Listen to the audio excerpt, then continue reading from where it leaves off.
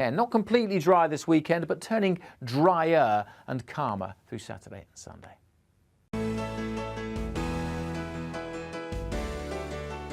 You're watching GB News live across the UK and the world on our digital stream. GB News is Britain's news channel. We are the UK's home of discussion and debate from all perspectives. We are here for you. Don't forget to join our YouTube community by clicking on that subscribe button.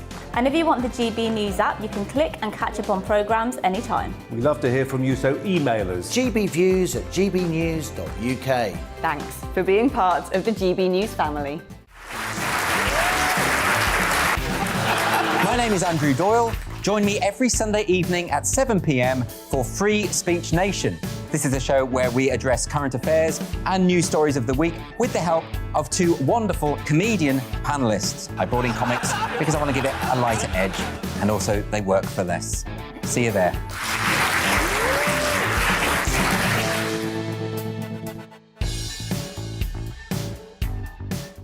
Join my show Farage, 7 p.m. till 8 p.m. Monday through Thursday, and there you will get opinion, analysis, debate, and I'll cover stories that nobody else dares to touch.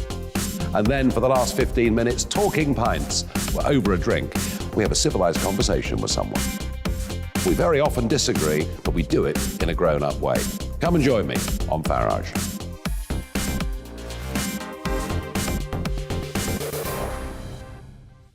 I'm Colin Brazier. I've reported from more than 70 countries around the world, covered wars from Afghanistan to Iraq, from Lebanon to the Balkans. I'm trying to bring that experience, that feel for events, to the studio. And something else, I'm ready to give an opinion. Today's stories with a spark. Brazier from 8 p.m. weekdays on GB News.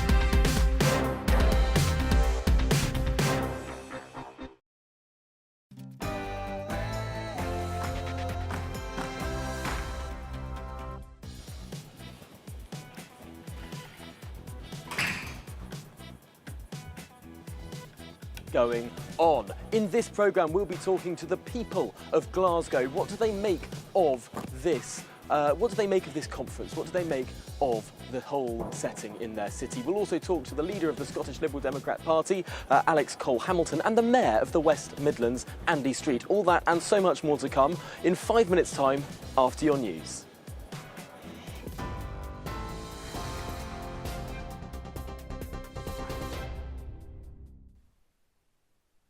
Let's get you up to date at 9 o'clock.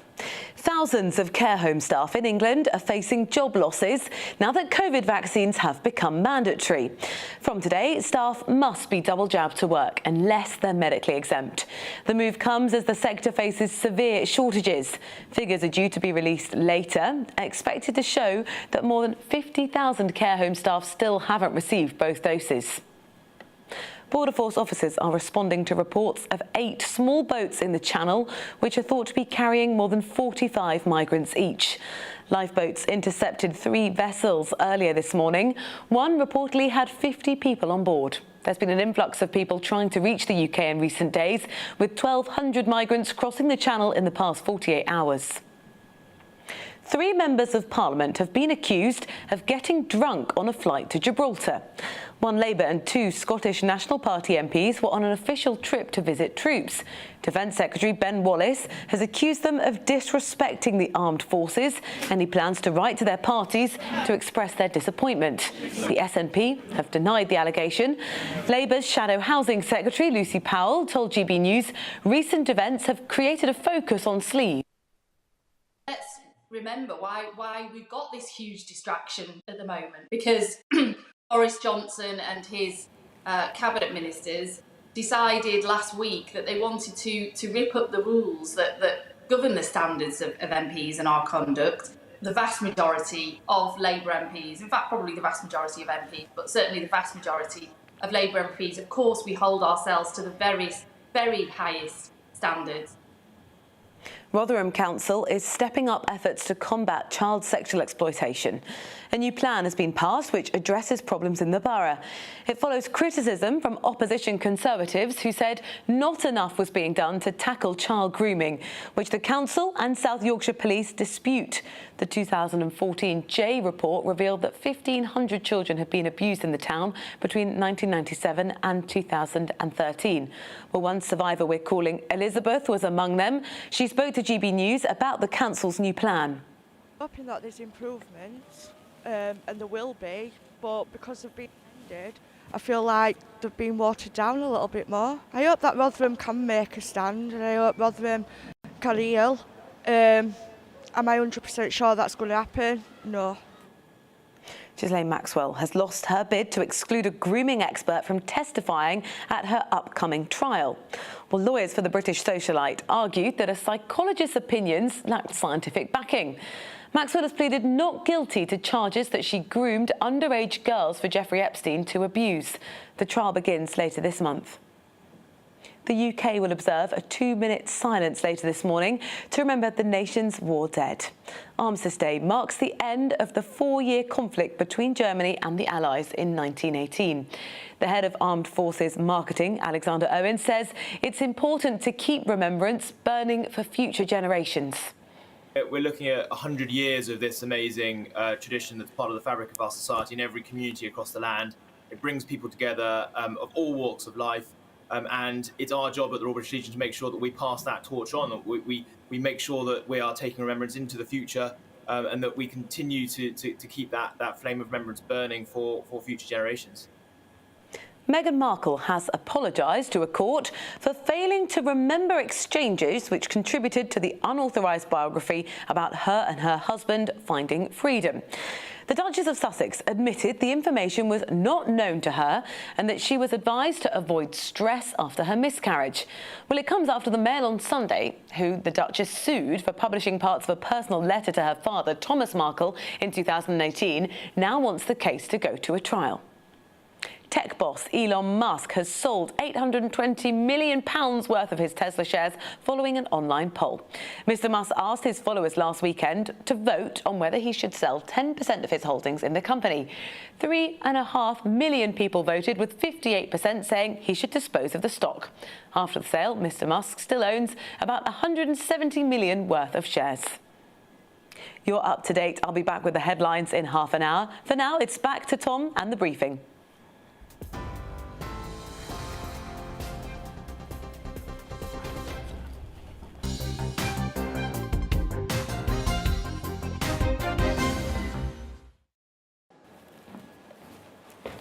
Hello and welcome to the briefing live from COP26 for just a couple more days. Well, we're inside COP26 today, but one of the questions that I had yesterday was, what do the people of Glasgow make of COP? How does it feel outside the secure zone? Of course, Boris Johnson, the Prime Minister, arrived by train yesterday, perhaps learning his lesson after jetting in and out last week. Well, what did the people of Glasgow make of it all?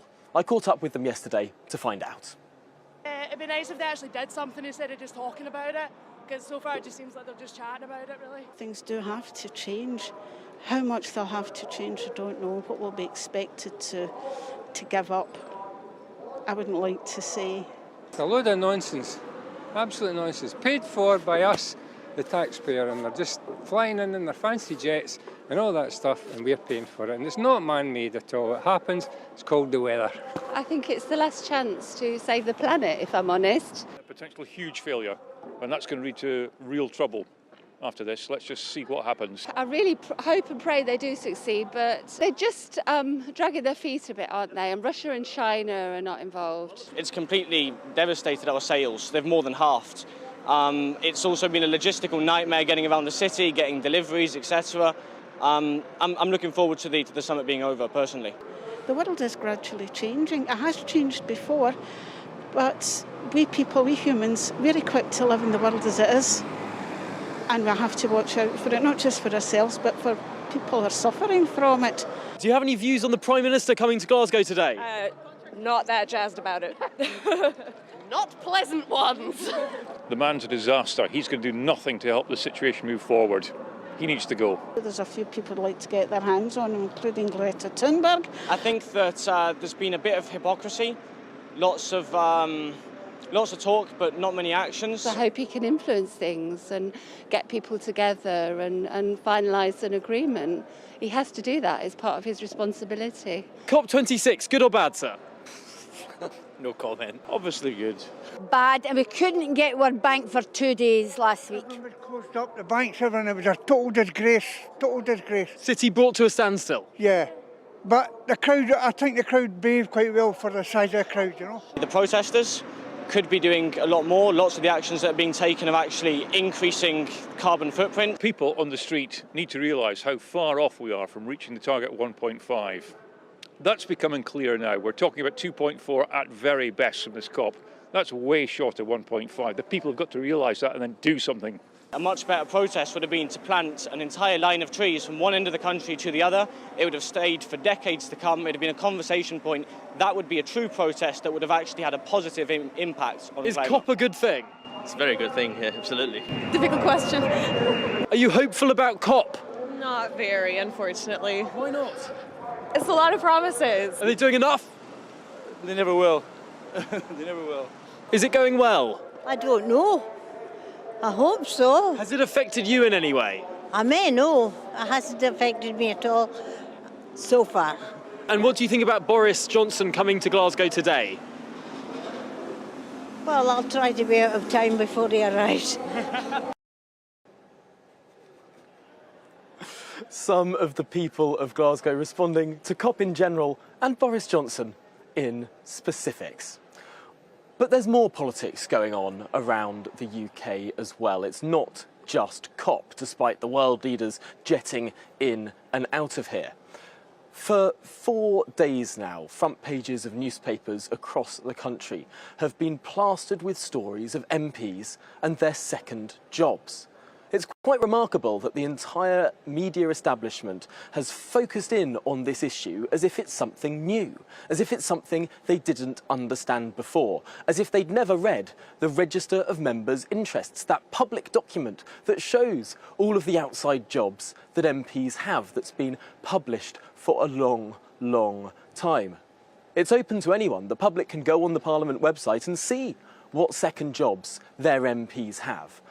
Journalists have known about this for decades, and yet suddenly they're all making the front pages. It's as if there's been a big collective decision to suddenly go after this story.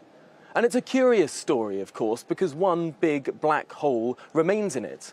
There are over 100 MPs for whom being an MP is certainly a part-time job. They're called ministers, cabinet ministers, junior ministers, even the Prime Minister. Their roles in the executive are totally separate from their roles in the legislature. They're doing 2 jobs, so why on earth can't backbench MPs do the same? Very clearly, being a backbench MP is a part-time job for ministers. Very clearly, being a backbench MP is a part-time job if you sit in the cabinet, or indeed if you sit on the front bench of any opposition party. It's bizarre to think that people are going after the concept of second jobs when some of those second jobs actually allow MPs to be closer to the people, more representative of the people than they otherwise would be.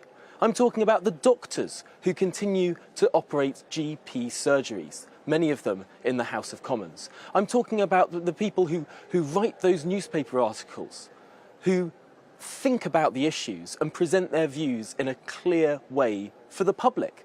Those are second jobs too. And indeed, all of those MPs who write books, who think about the process of Parliament, who think deeply about how this country should be run, that enhances their role as an MP. And it's entirely distinct, a completely different conversation from that of sleaze and lobbying. Second jobs are entirely distinct from the banned practice of lobbying for a company if you are an MP. And we're conflating these issues to the detriment of this country. This conversation has got far too wide and dragged too many people in. It's time we put a lid on the MP second job scandal. Well, those are my thoughts on MPs and their second jobs. If you disagree with me, if you think that MPs should only be glorified council workers, then please do get in touch. gbviews@gbnews.uk. I'll be interested to see what you have to say.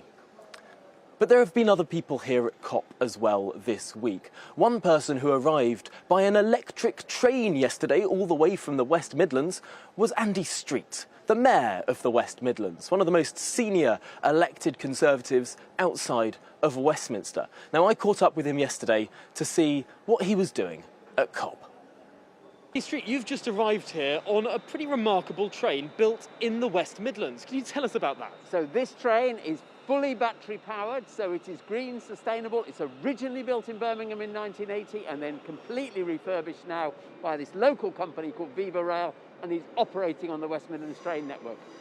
Wow, so this is a train that is completely battery powered. You've also been riding on a hydrogen train today. Which is another West Midlands innovation. We had it right here. It's designed by Birmingham University, and then a Derby company, Porterbrook, have developed it to a commercial operation, completely hydrogen powered, again through the batteries within the units. So is this your message here today in Glasgow, that Birmingham is really becoming a workshop for renewable technology? You are spot on. So the idea is that we're using our industrial past, our engineering prowess, taking the latest technology, working with our universities often, and then actually applying it to real solutions. And these two trains demonstrate the clean future made in the West Midlands. Now, certainly there's a lot of industry going on in Birmingham at the moment, lots of cars being produced. Most of them have internal combustion engines. Those are being banned by the end of the decade by the government. How ready is the West Midlands as a whole for the switch to EVs? It's a huge, huge challenge to our industry, but it's one that the car makers and all the suppliers are actually really stepping into. So it's another big role that Birmingham and the West Midlands has to play to lead the electric vehicle revolution. And we're hoping, of course, to have one of the biggest battery manufacturing plants on the edge of Coventry to really put us at the centre of that industry. Is there some competitive edge now between you and the North East, of course, who have a big gigafactory? How is that competitive edge playing out? So different parts of the country will make different contributions to this. If you think of the North East, yes, they have a huge strength in offshore wind production, in the carbon capture. We will be doing different things. The battery productions is one area where we might offer the same, but actually they're very, very complementary, because we'll never be doing the same actual production of energy in the same way. But the storage, distribution, and the new technology there, that's where our strength comes. And who are you speaking to today at COP? Obviously, Transport Day, lots going on, many people from around the world here today. What's your mission? Well, we've had the Prime Minister here actually to show this. So what can you do better than demonstrate to the PM what's made in the West Midlands? But we'll also be talking to the private sector today, actually, because what they will be doing is partnering, and all of these innovations are about public-private partnerships together. Now, moving to a bit of a wider theme here, we've been looking at energy generation across the UK, and the UK government seems to be giving a bit of a green light to more nuclear power generation. Of course, we know that hydrogen isn't particularly clean unless there's a big clean energy source producing that hydrogen in the first place. What's your view on more nuclear power in the UK? So it's got to be part of the mix, actually. And I thought it was very interesting earlier in the week that Rolls-Royce talked about the micro, smaller scale nuclear generation. We've got to think about the clean supplies for our industrial areas. So actually, I do welcome the research that's going on into that. Would you welcome some small modular nuclear reactors coming to the West Midlands? It's too soon to say yes to that, definitely, because everyone will be thinking about all the safety issues and all of those. But we have actually got to think about the different options around this, yes. Now, one of the other big issues at COP is about how we live in our cities, making inner cities probably less car-free, more different ways of getting about, electric bikes, e-scooters. How is Birmingham faring on that front? If we talk about the West Midlands as a whole, not just Birmingham, I think we're doing a really good leading job. So we have our bike share scheme, and we will be introducing e-bikes in that before Christmas. We have in many parts of the West Midlands now the e-scooters, which have been incredibly popular, and we're thinking about what we call micro-mobility solutions, all different things. Another thing that's working really well is our on-demand bus service, trialled in Coventry around the University of Warwick. So we've got different things we're saying all provide solutions here.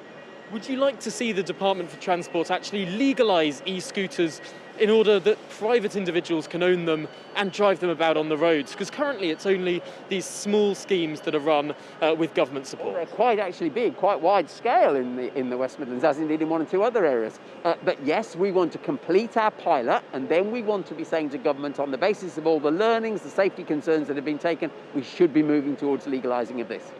Now, some low-traffic neighbourhoods, as they're called, and different solutions to try and make cities more walkable have been pretty controversial for some residents. We know that some people rely on cars, disabled people, more elderly people find it very difficult to get about without some car solutions. How do you find that balance? Yeah, exactly. The key word in your question is balance. I am certainly not against the car full stop.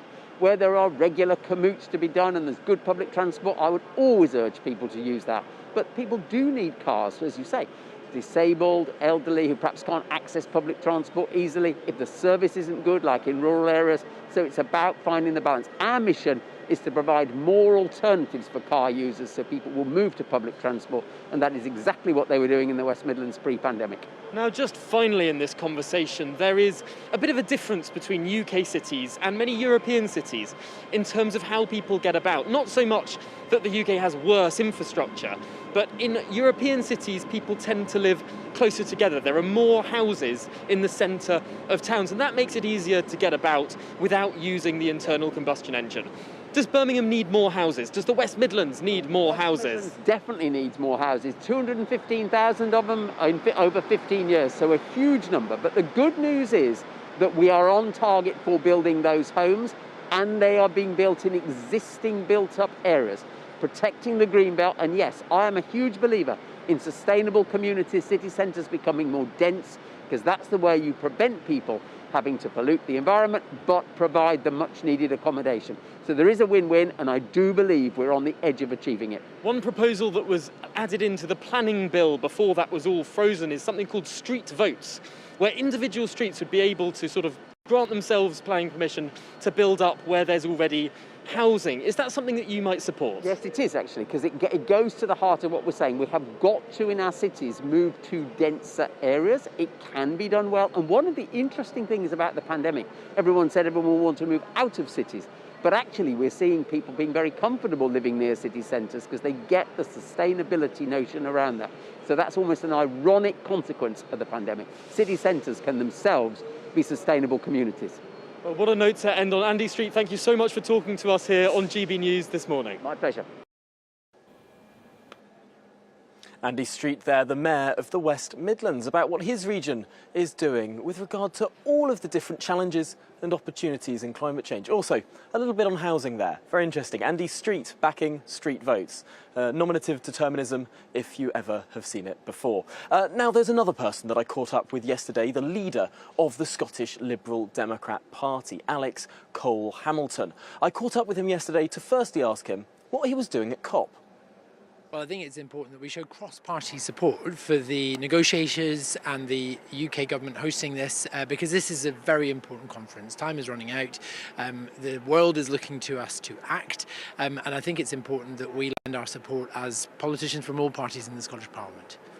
Now, earlier this week, the former President of the United States, Barack Obama, gave a moving speech that delighted the hall, really, where he spoke about ugly nationalism being a hindrance when it comes to tackling the climate crisis. Do you think Nicola Sturgeon will have taken that well? Well, I hope she did. I hope she took it in the spirit it was offered, because nationalism is a barrier to our collective efforts to resolve the climate emergency. Nothing about climate change, our CO2 emissions, the rising global temperatures, will be solved by either borders on a map or flags. But that is the raison d'etre for Nicola Sturgeon's party.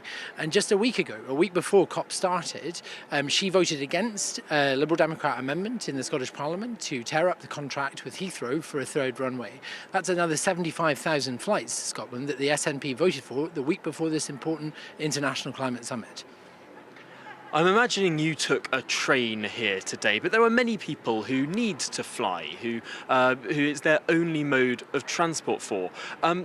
Are you against flights in general, or is that something that you recognise is needed in the future? Well, you're speaking to the MSP who represents Scotland's busiest airport in Edinburgh EDI, and I actually chair their community fund. So I have a good relationship with the airport in my constituency. They're a great employer. So of course I'm not against aviation. I recognise that it's still going to be a part of our lives for many years to come.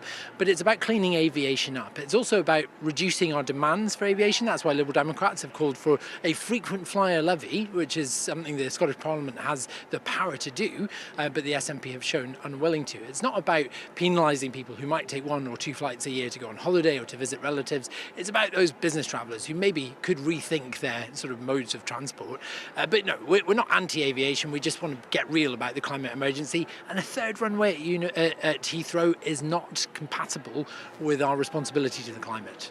Now, we're talking in the middle of the second week of COP, and there are some worries from many quarters that a significant agreement will not be reached, that the commitments from countries like India and China are simply not enough. Are you hopeful that something will be reached by the end of this week? We've got to be hopeful because we are depending on this conference to deliver the goods for the future of our children and their children. It's very dispiriting that big member states like China are not here, and Russia as well, but we can't let that stop the ambitions that we set our legislators and our negotiators, because we've got to pull something out of the bag here. I think there's always a bit of theatre around conferences like this, which suggests that an agreement might be in peril, and then we get into what people call the tunnel. There's a lot of discussion around the square bracketed terms within clauses, and that's going on behind closed doors as we speak. But we need this to succeed, because without that commitment to 1.5, then things getting hotter by the turn of the century will spell catastrophe for billions of people across the planet. Boris Johnson's clearly concerned. He's travelled back up, by train this time rather than by plane. Does that hint that potentially he's a little bit worried about where this conference is headed? I think Boris Johnson is worried about several things. I'm not sure that the climate is one of them. I think this is a very useful sort of dead cat to take attention away from the other problems he's got with the sleaze within his party. Listen, I don't oppose the Prime Minister coming here. I'm grateful that he is going to take the time to do that. I think it does lend a certain seriousness to the situation, and bringing his sort of celebrity and the entourage that he carries with him might concentrate minds. I'm not sure that he is the world's best negotiator on climate politics, though. Do you think the Conservative Party has significantly changed when it comes to climate? It seems to be a relatively staple part of British foreign policy now. It's in every sort of speech whenever a world leader is met, and it seems to be a part of what global Britain is meant to mean. Has the Conservative Party changed? Well, I hope so, and I'm willing to believe that they have, and they need to, because this has been a long time coming. The Liberal Democrats, when we were in coalition with the Conservatives under Ed Davey as Environment Secretary and Climate Change Secretary, actually dragged the Conservatives kicking and screaming to recognise a lot of the problems that we face in terms of global warming, but also climate injustice. I hope that this is now a staple of every political party in the world. It needs to be, because we can't ignore the science, and we know that there is an economic cost, there is a social cost, there is an international cost of inaction, so it's got to be part of everybody's prospectus now. Now, moving away from the environment for a second, we've been hearing this week that the SNP may extend or at least the SNP Green government may extend their COVID ID passport scheme. And you're implacably opposed to that. How concerning is this for businesses in Scotland? It is very concerning. It's not wholly surprising. Liberal Democrats said that when COVID ID cards, which these are in all but name, came in, that they would be eventually creeping into every other aspect of our lives. The statement last night in Parliament from the Deputy First Minister was the beginning of that creep. He sort of hinted that there might be a threat to the festive period if the government didn't bring them in. But that's ignoring the science as well, because The Lancet just last week said that whilst COVID vaccines are excellent at preventing harm from the disease, they're ineffective about preventing transmission.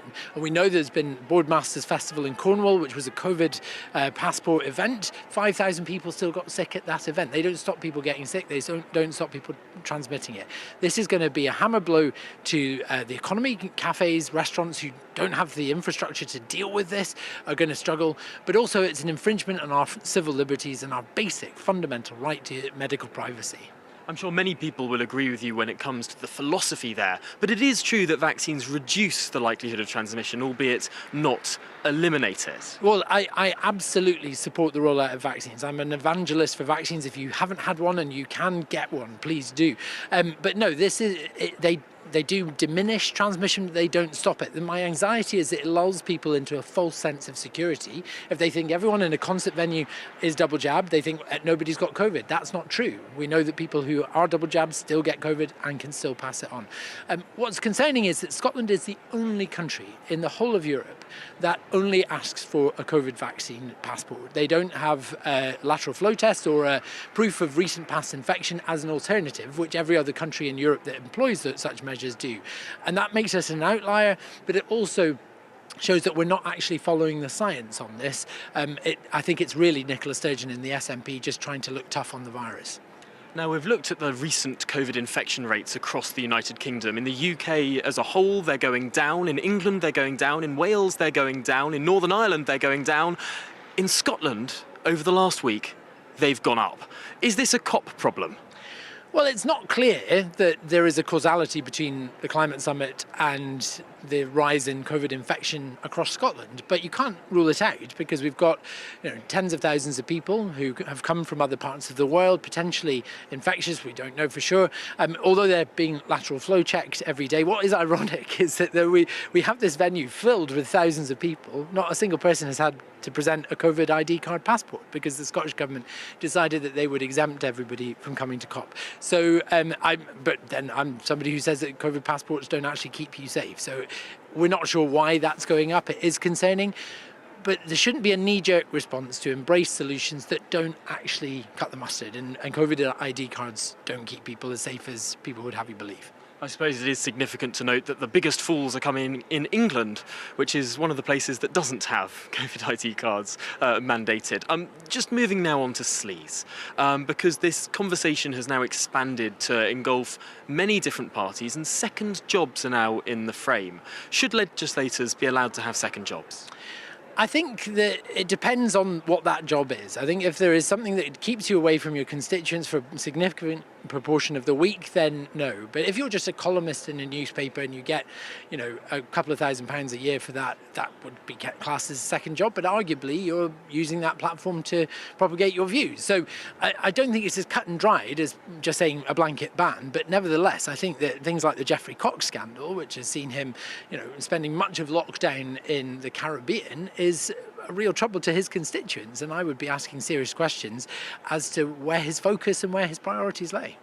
The leader of the National Lib Dem party, Sir Ed Davey, has a second job as well, or at least two, one advising an energy firm and one advising a law firm. That rakes in £78,000 extra every year. Is that appropriate? Well, he's always been perfectly transparent about what those roles are and what time they take up, and indeed the fact that there's no conflict between that and the role that he does either as a constituency MSP in Kingston and Surbiton or as leader of the party. He's not breaking any rules, so as far as I'm concerned at the moment that is certainly appropriate. Is it time, therefore, to sort of move beyond the discussion on second jobs? Is this a bit of a distraction from what the original scandal was, which was about lobbying? I think that people recognise that sleaze and corruption is still at large in British politics, and we need to root that out. And I think, the example of Owen Paterson, who was using his position to actively advocate and lobby for special interest groups, are at the heart of what's rotten in British politics. Now, hopefully, and I expect that that is quite an isolated incident, but we can't say that for sure. So I think we need to overhaul the standard system. We need to overhaul the register of interest so that if you do make money from any other quarter, that you are absolutely crystal clear about where that comes from, and that you can still continue to do your job as an MP or an MSP or a councillor, because let's remember this is every layer of government in this country, that you can do that without impediment. Alex Cole-Hamilton, leader of the Scottish Liberal Democrat Party, thank you for joining us this morning on The Briefing. Thank you, Tom. Alex Cole-Hamilton there speaking to me a little bit earlier on. Well, that's it for this day's episode of The Briefing. Tune in again tomorrow morning at 9 for your final instalment of everything that's going on in COP and wider politics as well. Well, there's Remembrance Day coverage throughout the day here on GB News, so stick with us throughout all of the day, and especially that ceremony at 11 a.m. Next, it's To The Point, but before that, here's your news and weather.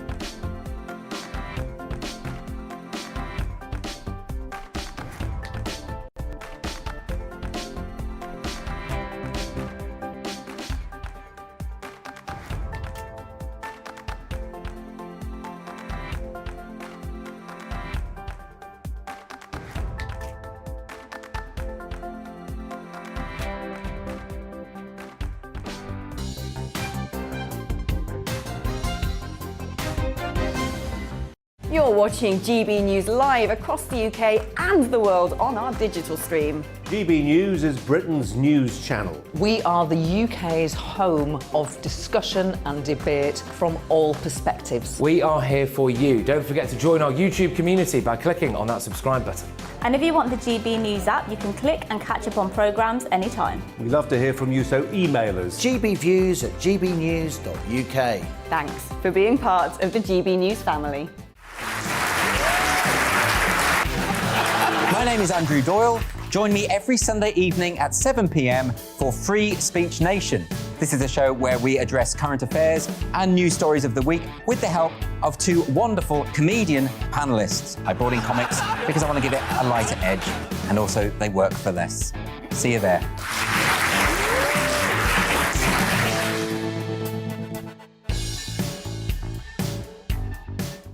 Join my show Farage, 7 p.m. till 8 p.m. Monday through Thursday, and there you will get opinion, analysis, debate, and I'll cover stories that nobody else dares to touch.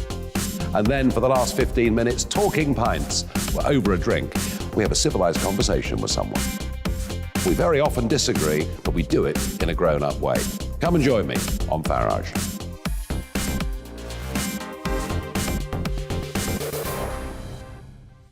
I'm Colin Brazier.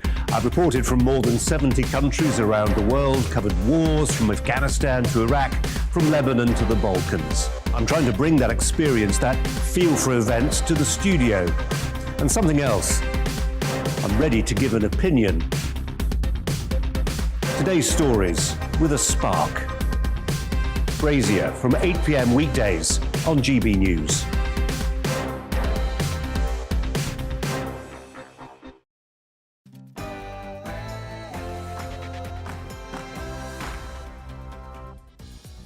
Good morning, everybody. You're watching To The Point on GB News with me, Patrick Christie's, and Mercy Muroki. We're here all the way through until midday with a show packed full of today's biggest stories. But of course, it is a very important and poignant day today, isn't it? It's Remembrance Day. Yes, and make sure you get in touch with your views as usual on GB Views at gbnews.uk. We have a special show, as we say, so we're especially wanting your views and your reflections on this Remembrance Day as well. So get in touch on GB Views at gbnews.uk. But first, let's give you the latest news with Rosie.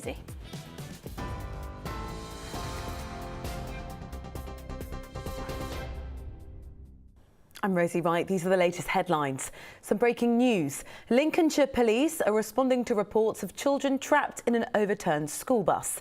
Emergency services are at the scene in North Hykeham. The road's been closed. Parents and guardians are being asked not to go there. Instead, they're being advised to go to a nearby school, which will be used as a rendezvous point. Police say no injuries have been reported. Thousands of care home staff in England are facing job losses now that COVID vaccines have become mandatory. From today, staff must be double jabbed to work unless they're medically exempt. Figures due to be released later are expected to show that more than 50,000 staff still haven't received both doses. Border Force officers are responding to reports of 8 small boats in the Channel, which are thought to be carrying more than 45 migrants each. Lifeboats intercepted 3 vessels earlier this morning. One reportedly had 50 people on board. 1,200 migrants have crossed the Channel in the past 48 hours. 3 members of Parliament have been accused of getting drunk on a flight to Gibraltar. 1 Labour and 2 Scottish National Party MPs were on an official trip to visit troops. The Defence Secretary, Ben Wallace, has accused them of disrespecting the armed forces. The SNP has denied the allegations. The UK will observe a 2-minute silence later this morning to remember the nation's war dead. Armistice Day marks the end of the 4-year conflict between Germany and the Allies in 1918. You are up to date. I'll have more on all of those stories for you at the top of the hour.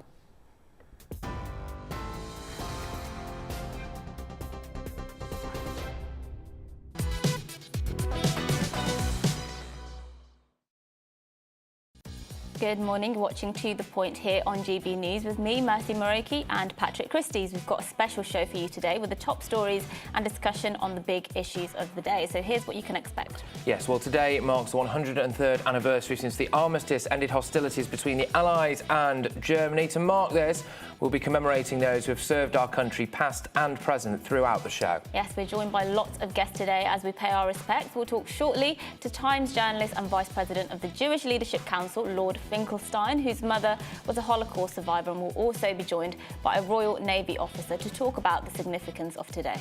Yes, and we'll bring you a special interview with Ben Slater, a former British soldier who was arrested by the Taliban as it seized control of Afghanistan in August. And of course, at 11, we'll be pausing for a 2-minute silence with the rest of the country as we pay our respects. Yes, that's all coming up. And today, we'd like to hear your reflections and tributes on this Remembrance Day. If you have a story you'd like us to share or somebody you'd like to give a special mention to, get in touch on our email, gbviews@gbnews.uk. And also, feel free to add any photos which we can feature towards the end of the show. Perhaps a relative has served their country in the military.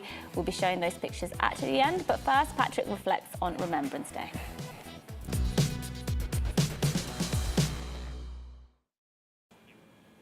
Today is an incredibly important day. Up and down the country, in every office, on every train platform, in every school, the hustle and bustle of daily life pauses. The world falls silent. We bow our heads and we remember. We remember those who died so that we could live. We remember those who sacrificed their freedom so that we could enjoy ours. In every single city, town, village, there will be a memorial. There will be a list of names. In every secondary school, there will be a list of names. The names of the brave men, and in some cases just boys, who went to a far corner of a foreign field to fight and die for something much bigger than them, much bigger than any of us. They died for our future, sitting in the mud-filled trenches at the Somme, waiting for the officer's whistle and the order to go over the top. Everywhere around them, only death, hell on earth. The whistle comes, the charge begins, the crackle of machine gun fire, the thick, choking aroma of the mustard gas, the white, hot, fizzing shards of shrapnel. For many of those soldiers, they were the last sounds they ever heard, lest we forget. It's a day, too, to remember those left behind. The women who kept the factories running, the home guard, the air raid wardens, the wives whose husbands never returned. The children who watched after the war was over as other people's fathers came home, but theirs never did. We remember those who did come back to Blighty, who maybe escaped the physical scars of war, but succumbed to those injuries in their own minds from witnessing the horrors of war, the very worst of humanity. We remember our great allies, the Americans, at times the Russians, the French, the millions of troops from the Empire and the Commonwealth, 1.5 million from India, 600,000 from Canada, 400,000 Australians, 150,000 South Africans, 129,000 New Zealanders. and more than 100,000 brave souls from other colonies. In total, around 75 million people died in World War II, 40 million people in World War I. We remember the innocent civilians who perished in the air raids. We remember the millions of Jews led to the gas chambers at the request of the most evil man to have ever walked the face of this earth. Just think how different the world would be today if these brave men and women hadn't laid down their lives. We'd be living in a Nazi-occupied German colony. There'd probably be swastikas hanging behind me now as I pumped out the Führer's propaganda. But it's not just the world wars we remember. The Falkland Islands would be Las Malvinas, they'd be Argentinian. Goodness only knows what Northern Ireland would look like. A genocide would have taken place unabated in Bosnia and in Kosovo. It's hard for me to make the justification for what took place in Iraq and Afghanistan, and indeed I don't want to. I think those wars were based on lies, and there's a certain former leader of this country that I think should be in The Hague. But that's not what today is about. It's about remembering those scenes at Wootton Bassett as the hearses passed through the town. The howling of the wives as their husbands came back to Britain, but had never actually come home. We also remember the likes of Lee Rigby, killed by evil terrorists simply because he was proudly wearing his military uniform. We remember Dennis Hutchings, whose funeral takes place today. We remember his service, but we also remember that we are a deeply flawed nation. It wasn't the Troubles that killed Dennis, it was this government, who made him stand trial for a third time over the fatal shooting of a man in 1974. Perhaps today, our leaders can take a moment of quiet reflection and think about why they should stop the gratuitous and shameless prosecutions of our brave veterans. War is a terrible thing, conflict is a terrible thing, and it should be avoided at all costs. But whenever we've been called upon as a country, we've always answered that call. We fall silent today, we bow our heads, we listen to the trumpeters, we hear the gun salutes. We bow our heads in sorrow, but also in deep, deep gratitude for those who died so that we could live, lest we forget.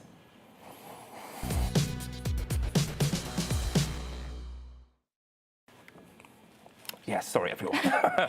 Yeah. Well, we're going to be a bit of a mess today. Anyway, right, OK, well, look, we've already had some views coming in, so let's just do that. GBviews at gbnews.uk, very moving statement. And yes, anyway, so lots of people just saying, you know, they're going to pay their respects. We'd also like to say, as well as we did earlier, obviously send in some pictures if you have them, of anyone in your family who's served. And we're going to go to a break. When we come back, we'll hopefully be better humoured.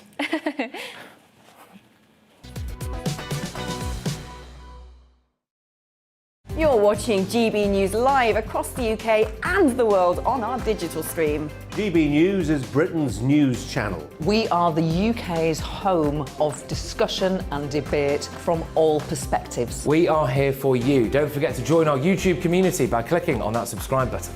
And if you want the GB News app, you can click and catch up on programmes anytime. We love to hear from you, so email us. gbviews at gbnews.uk. Thanks for being part of the GB News family.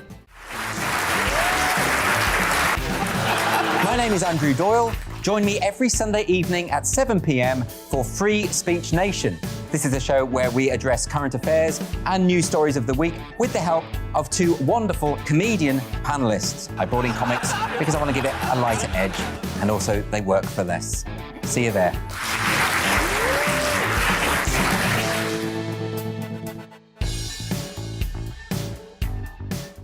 Join my show Farage, 7 p.m. till 8 p.m. Monday through Thursday, and there you will get opinion, analysis, debate, and I'll cover stories that nobody else dares to touch. And then for the last 15 minutes, talking pints. We're over a drink. We have a civilised conversation with someone. We very often disagree, but we do it in a grown-up way. Come and join me on Farage.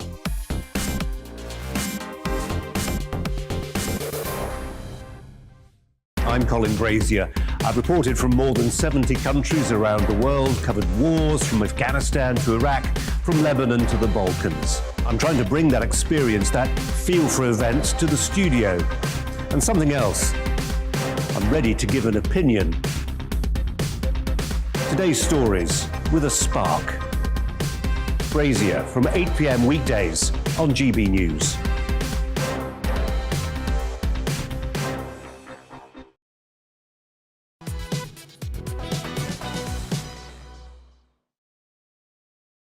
Now, today marks Remembrance Day, of course, and we'll be remembering all of those who sacrificed so much to protect our nation and the events that shaped the global landscape to allow us the freedoms we enjoy in our society today. Yes, at 11 o'clock, the country will stop for 2 minutes for a period of reflection and remembrance, and that's exactly what we'll be doing right here on GB News. Yeah, so please get in touch with us at GB Views, gbnews.uk. We want to hear your views, and as we said earlier, we'd especially like to hear from you. If you've got a loved one who's serving in the military, feel free to send in stories and pictures to our email. Yes, please do, actually. It will be really nice to see those. Anyway, Remembrance Day is also very important to the royals. Her Majesty, the Queen, is expected to be joined by family members and political leaders to pay respects to our armed forces at Sunday's service at the Cenotaph. Yes, and of course, this will be the Queen's first Remembrance Day without her late husband, Prince Philip, so poignant for many reasons for the Queen personally. And joining us now is Angela Levin, who's a journalist and royal correspondent. Good morning, Angela. Thanks for joining us. The Queen's only missed 6 Remembrance Sunday events in her nearly 70 years of reign. Just give us an idea of how significant remembrance ceremonies are for the royal family and the Queen as well, personally.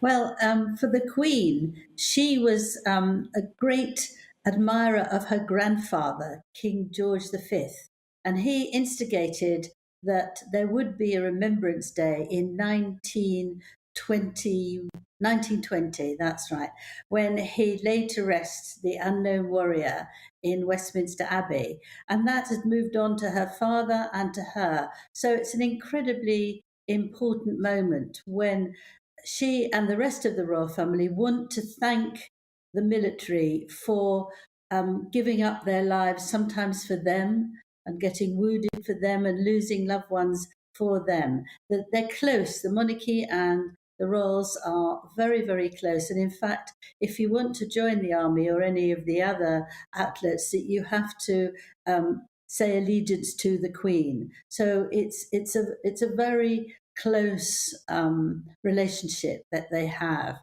She always wears 5 poppies on her black coat, and these are for all the services, and it's for Army, Navy, Air Force, Civil Defence and women who have a special category of their own. And I think it is very moving. The whole thing is moving. She said of all the things that she would lay aside, she would not lay aside coming on Remembrance Sunday to London. And I think it's very important to her. And I'm sure that there is part of her that wants to do this feeling for her late husband. Because, as you said, it will be the first time that she'll be there without him. She won't be down on the ground. She'll be up behind a window, protected from any of the weather, and nor will she lay a wreath anymore. Prince Charles has done this for her for several years, but she will be there in her heart, and it's the only time you see her with a tear running down her cheek at these occasions. So it will be overwhelmingly sad, I think. And of course, the Queen actually did serve during the war, didn't she? And it might be interesting for our viewers who maybe don't know that, just to run us through exactly what her service was. Yes, well, as soon as she was 18, she insisted that she took some part in the military. Her parents weren't keen on that because she was very protective at the time, and we're going back quite a long way in years, but she insisted. So they allowed her to be an engineer. She could learn how to deal with cars and drive tanks and that sort of thing. And it stayed with her enormously. Also, she and Princess Margaret were actually allowed out on their own to join in the dancing and the celebrations when the war was over. And they went incognito, no officers to guard them or anything like that. And they had a wonderful time with everybody dancing and singing. So the whole feeling, she's got the essence of the tragedy and the seriousness, plus the huge relief and feeling of joy when it was all over and Britain won. And how else, how can we expect this year's service, other than what we just mentioned there? Prince Philip, of course, her late husband, won't be in attendance, but how else can we expect this year to look different from previous years, particularly as it relates to which other royal members of the family will turn up? Well, Prince Andrew won't be allowed to come. I mean, he's put back from doing any royal engagements, and he won't be there. And also, Prince Harry won't be there, even if he doesn't wear his uniform. He wouldn't come. I hope they don't do what they did last year and have a sort of imitation one. That just photographs taken by someone at Vogue, which actually demeaned it terribly in California. And otherwise, it will be the same. I mean, Prince Charles will lay a wreath for the Queen and also for himself. Prince William will put one down, so will Princess Anne. And I think it will go in the most ordinary way because this is part of the tradition. And all the leaders of the parties will be there too. I think that the numbers were held back last year because of COVID, but I'm sure this year that there will be more people allowed to watch and take part. And then this amazingly moving march that goes by with the bands and the people walking and some being pushed in wheelchairs. I mean, it is a very, very moving day and very hard to hold back the tears. Well, Angela, thank you so much for running us through what we can expect from Remembrance Sunday. Thanks for joining us, Angela Levin there. Political royal commentator, that is. Absolutely. Well, look, in a bizarre twist of events, a sitting Labour MP allegedly needed a wheelchair to get off a flight to visit troops in Gibraltar after drinking heavily with SNP members.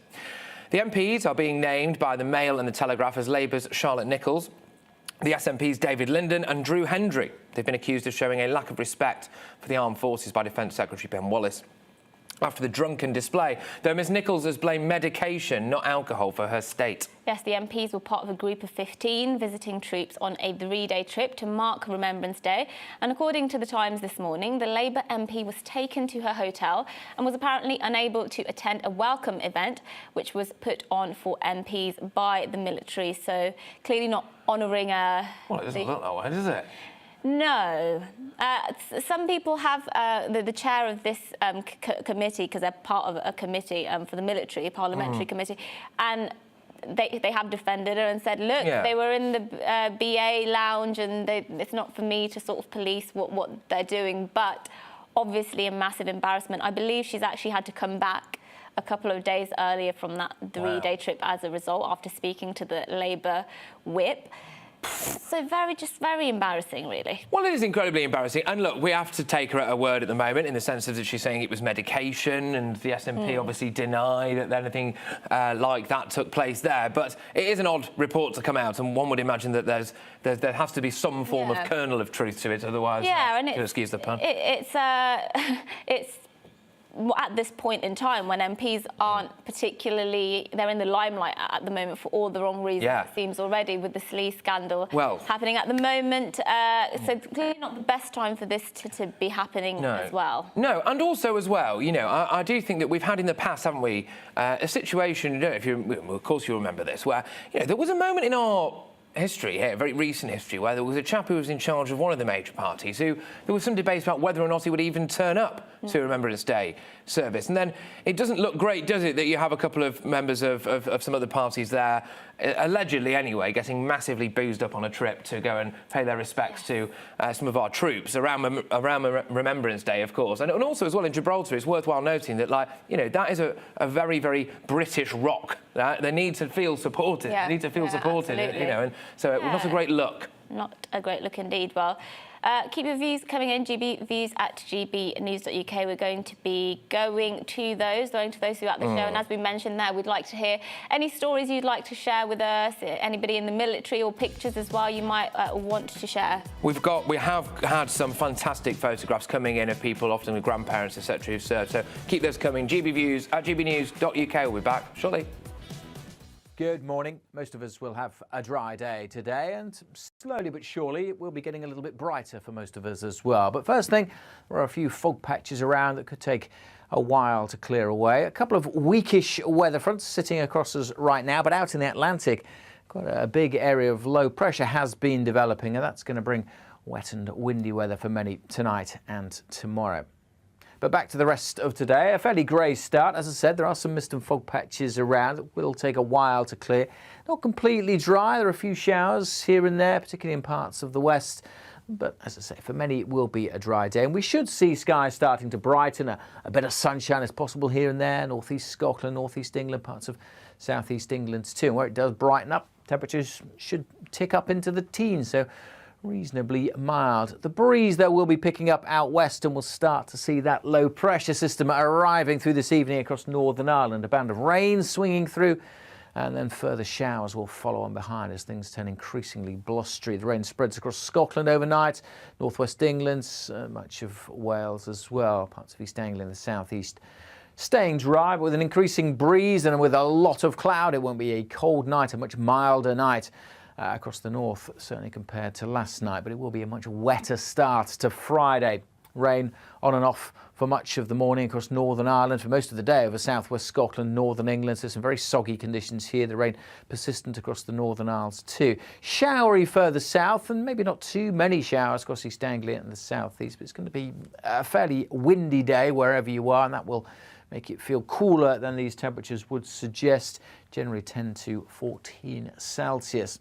That area of low pressure bringing the wet and windy weather heads into the North Sea and then kind of fizzles away into the weekend. Not completely dry this weekend, but turning drier and calmer through Saturday and Sunday.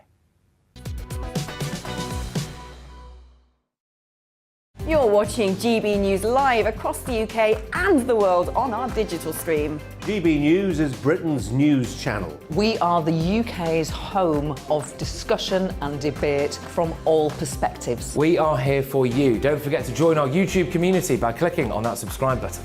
And if you want the GB News app, you can click and catch up on programmes anytime. We love to hear from you, so email us. gbviews@gbnews.uk. Thanks for being part of the GB News family. My name is Andrew Doyle. Join me every Sunday evening at 7 p.m. for Free Speech Nation. This is a show where we address current affairs and news stories of the week with the help of two wonderful comedian panellists. I brought in comics because I want to give it a lighter edge, and also they work for less. See you there.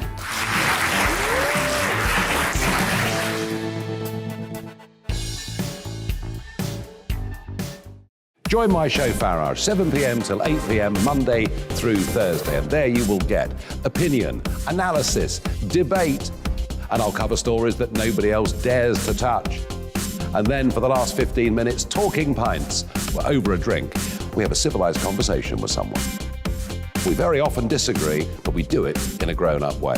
Come and join me on Farage.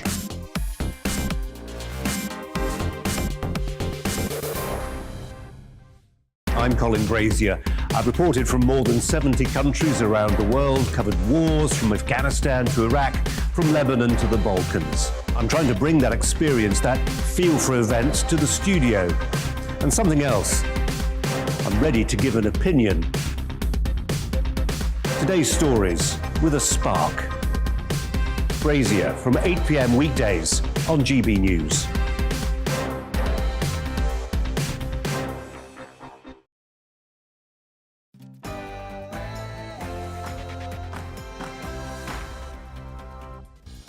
Good morning, everybody. You're watching To The Point on GB News with me, Patrick Christys, and Mercy Muraki. We're here all the way through until midday, commemorating Remembrance Day and bringing you some of the other big stories as well. Yes, and we'd like to hear from you, your reflections and tributes, and you can send us stories or photos. You've already been doing that. We're keeping a track of those, and we'll be showing those throughout the show. Perhaps a family member who served in the military who you want to pay tribute to, get in touch on our email, gbviews@gbnews.uk. But first, let's give you the latest headlines with Rosie.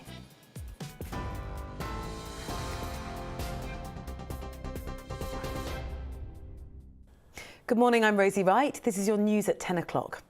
Thousands of care home staff in England are facing job losses now that COVID vaccines have become mandatory. From today, staff must be double jabbed to work unless they're medically exempt. The move comes as the sector faces severe shortages. Figures are due to be released later, expected to show that more than 50,000 care home staff still haven't received both doses. Border Force officers are responding to reports of 8 small boats in the Channel, which are thought to be carrying more than 45 migrants each. Lifeboats intercepted 3 vessels earlier this morning. One reportedly had 50 people on board. There's been an influx of people trying to reach the UK in recent days, with 1,200 migrants crossing the Channel in the last 48 hours. Parents are being told not to attend the scene of a school bus crash in Lincolnshire. The vehicle ran off the road in North Wycombe, but police say there are no serious injuries. It's not clear how many children were on board, but parents and guardians are being asked to go to a nearby school, which is going to be used as a rendezvous point. 3 members of Parliament have been accused of getting drunk on a flight to Gibraltar. 1 Labour and 2 Scottish National Party MPs were on an official trip to visit troops. The Defence Secretary, Ben Wallace, has accused them of disrespecting the armed forces, and he plans to write to their parties expressing his disappointment. The SNP have denied the allegation. Labour's Shadow Housing Secretary Lucy Powell told GB News recent events have created a focus on sleaze. Let's remember why we've got this huge distraction at the moment, because Boris Johnson and his cabinet ministers decided last week that they wanted to rip up the rules that govern the standards of MPs and our conduct. The vast majority of Labour MPs, in fact probably the vast majority of MPs, but certainly the vast majority of Labour MPs, of course we hold ourselves to the very highest standards. Rotherham Council is stepping up efforts to combat child sexual exploitation. A new plan's been passed which addresses problems in the borough. It follows criticism from opposition Conservatives who said not enough was being done to tackle child grooming, which the council and South Yorkshire Police dispute. The 2014 J report revealed that 1,500 children had been abused in the town between 1997 and 2013. Rotherham Council leader Chris Reid told the meeting child sexual exploitation has changed since then. In the past, Rotherham had a very acute problem with men from Pakistani heritage who groomed and abused children. And we're still dealing with that, as everyone in this room knows. But what we see today is that perpetrators of CSE in Rotherham are commonly white British men. So if we're not careful about what we say, not only do innocent people get hurt, but we also miss the threat to children that is in our midst. Ghislaine Maxwell has lost her bid to exclude a grooming expert from testifying at her upcoming trial. Lawyers for the British socialite argued that a psychologist's opinions lacked scientific backing. Maxwell has pleaded not guilty to charges that she groomed underage girls for Jeffrey Epstein to abuse. The trial begins later this month. The UK will observe a 2-minute silence later this morning to remember the nation's war dead. Armistice Day marks the end of the 4-year conflict between Germany and the Allies in 1918. The head of Armed Forces Marketing, Alexander Owen, says it's important to keep remembrance burning for future generations. We're looking at 100 years of this amazing tradition that's part of the fabric of our society in every community across the land. It brings people together of all walks of life. And it's our job at the Royal British Legion to make sure that we pass that torch on, that we make sure that we are taking remembrance into the future, and that we continue to keep that flame of remembrance burning for future generations. Elon Musk has sold his £820 million worth of Tesla shares following an online poll. The CEO asked his Twitter followers to vote on whether he should sell 10% of his stock to pay taxes. They said he should. 3.5 million people voted. 58 of people said it's time to sell. A new species of dinosaur with an unusually large nose has been identified by a retired GP on the Isle of Wight. Jeremy Lockwood spent years rummaging through old bones when he reconstructed a skull which had been in storage since 1978. He discovered the unique bulbous nasal bone. The PhD student says the discovery made it one of the happiest days of lockdown. You are right up to date. I'll have the latest headlines for you in half an hour. Right now, back to the point.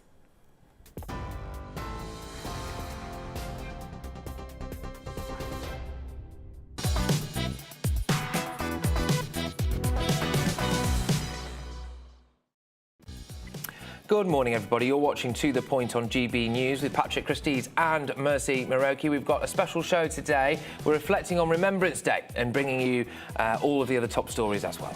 Yes, indeed. We'll be talking to military experts and veterans ahead of the 2-minute silence. In an hour, we'll also be joined by Lord Finkelstein to talk about political polarisation and to remember the lives lost during the Holocaust. Yes, and we'll also move briefly away from that to bring you an update on the ongoing Rotherham child abuse scandal that we've been covering over the last week. Rotherham Council has now passed a new plan to step up the fight against child sexual exploitation. Our Yorkshire and Humber reporter Kevin Larkin will bring you the latest yet again on this. Yes, also on the programme, paramedics are saying that there are unacceptably long waits for ambulances. This comes as the average wait for many emergency call-outs is now more than twice what it should be in England.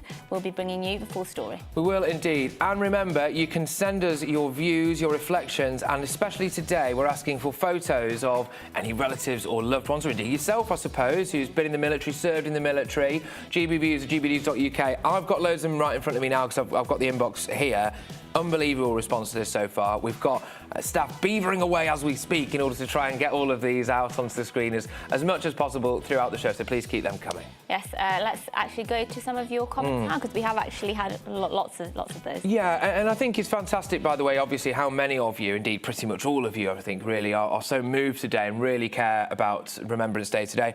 Patrick and Mercy, I'll be remembering my grandfather today, who I never knew. He served with the Duke of Lancaster Regiment in the Boer War, then Flanders, and unfortunately he got shell shock. And this is it. I think this is one of the things I was trying to make before, which, you know, we think a lot, don't we? Of course we do, and rightly so, about the amount of people who've died of their injuries during war. But especially at that time, can you imagine coming home, you know, 1990, 1920, you know, what kind of mental health provisions was there then? What understanding of mental health was there then? There wasn't a welfare state after the First World War, so... And you come home after what you've seen... absolutely. You know, I don't understand how anyone did it, to be honest with you, but... And it does put into perspective some of the problems, particularly people of our generation go through. So days like today where those problems can be put into perspective, and actually we realise that we're actually quite fortunate as a society, and the freedoms we enjoy are very much not to be taken for granted.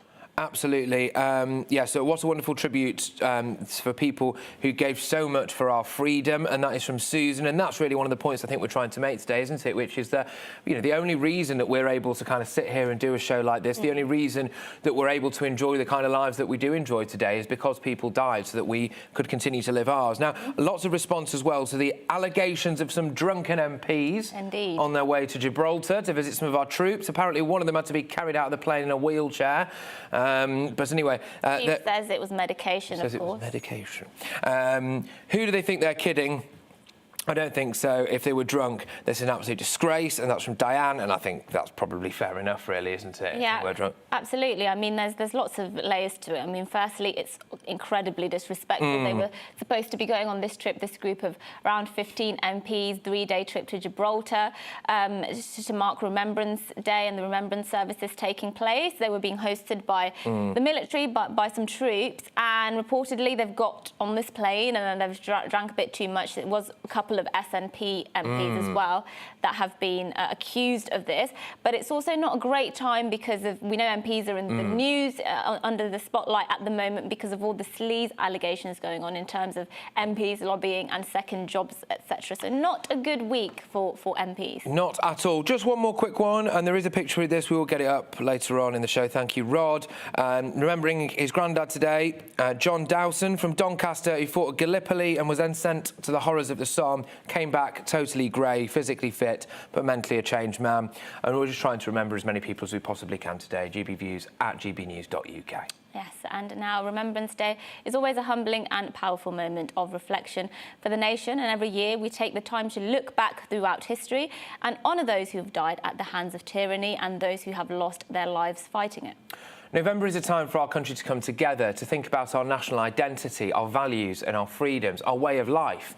We remember what made us who we are. Now, Remembrance Day means something slightly different for everyone. But for many, especially in the Jewish communities, it's the memory of the Holocaust that they look to when they reflect on what was lost and what was so hard fought for in the Second World War. Yes, and we're honoured now to be speaking to Lord Daniel Finkelstein, former executive editor of The Times, still writes weekly for the paper, and of course a sitting member of the House of Lords. Lord Finkelstein's the son of Miriam Finkelstein, a survivor of Bergen-Belsen concentration camp, and grandson of Jewish activist and founder of the Wiener Library, Dr. Alfred Wiener.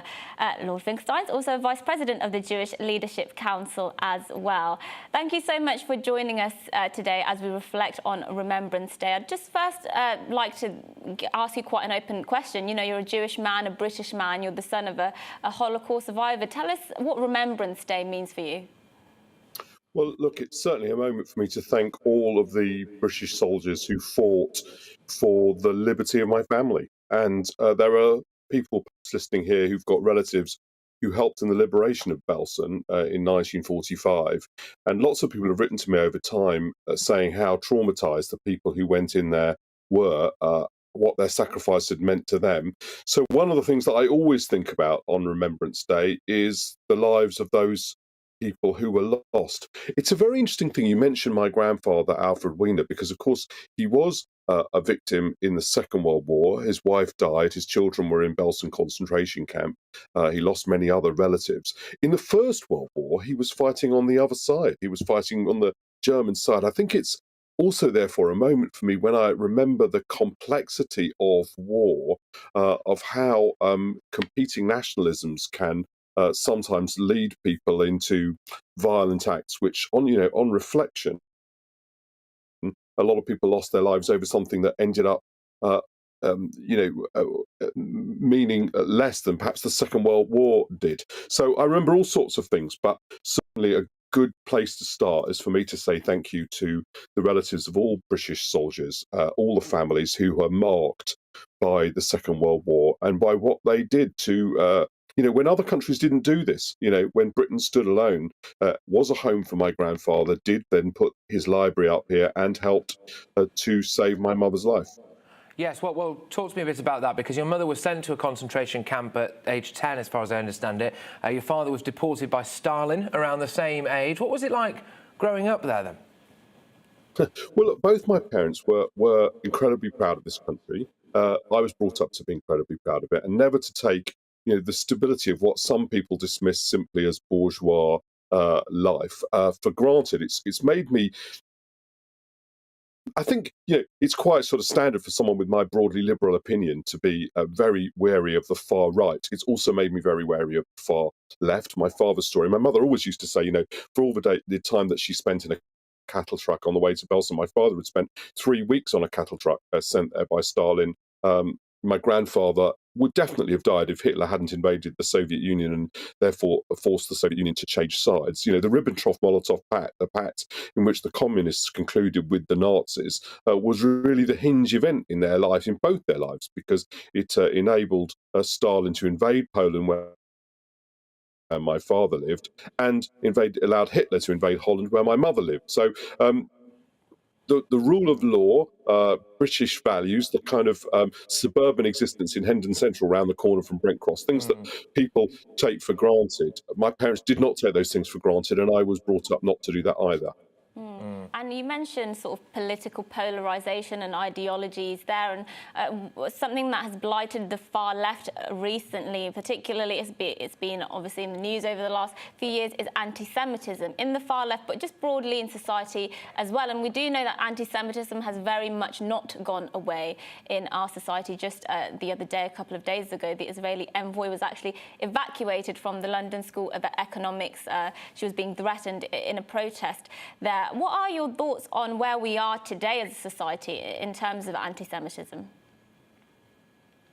Well, look, Britain is, an incredibly much safer and better place for Jews to live than ever was the countries that my parents were brought up in. But at the same time, you do live to see the warning signs. When people get fed up of political democracy, when they actually, by the way, begin to treat politicians as a class with contempt and vice versa, that those things are very dangerous. dangerous, and you learn to see the warning signs. Those, when you say what happened at the LSE, which is actually where I studied, one of the reasons you put at the beginning of my appearance the words conservative here. One of the reasons I became a conservative was that I left the left over free speech issues. I got very worried about it. I think that not allowing people to speak in universities because you disagree with their view on the state of Israel is really the beginning and the end of a liberal society. And I see where the beginning of the end of a liberal society leads. So, look, these are issues that are infinitely complex. There are questions of proportion all the time that you have to discuss. But nevertheless, you learn to value. My parents taught me to value what this country has. So let's remember that on Remembrance Day as well. Yeah, and we are a very polarised country at the moment. I think the Brexit referendum did open up a chasm, didn't it? I'm personally obviously very glad that it happened, but it did open up a kind of worms in this country, I think. Then we had obviously Jeremy Corbyn as well, and can argue now with certain elements of Boris Johnson and his government. We've had the lockdowns. I mean, goodness me. Do you think we're more polarised than we've ever been, almost? Yeah, although, I think you missed out. Those are all well listed. But I would list one other thing.